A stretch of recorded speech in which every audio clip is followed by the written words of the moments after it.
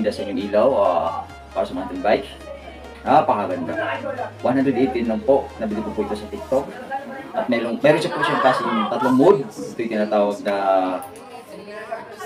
hiding, loading, saka blink. Saka hindi lang po yan mga idol. Meron po siyang busina. Napakalakas ang busina ito.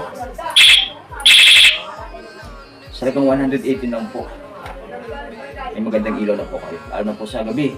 Kailangan natin to sa mga bikers po. At tumatagal po ito siya ng mga 4 na oras o 5 oras po. At pag nalubat siya, meron po tayong USB. Dito lang natin ilagay. Sa likod. So ano pa hinihintay nyo? Check out na po mga idol. Nakatingnan nyo po dyan sa yellow basket. Kita nyo po lahat. Ang buong detalye dyan. Rekomenda sa inyong ilaw para sa mountain bike. Napakaganda. 118 lang po. Nabili ko po ito sa TikTok. At meron siya po siyang kasing tatlong mode. Ito yung tinatawag na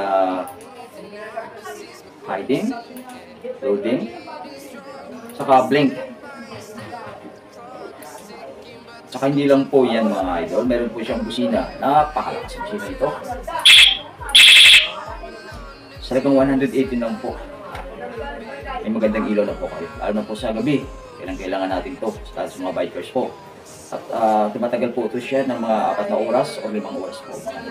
At pag nalubat siya, meron po tayong USB. Dito lang natin ilagay. Sa likod. So ano pa hinihintay nyo? Check out na po mga idol. Nakatingnan nyo po dyan sa yellow basket. Kita nyo po lahat. Ang buong detalye dyan.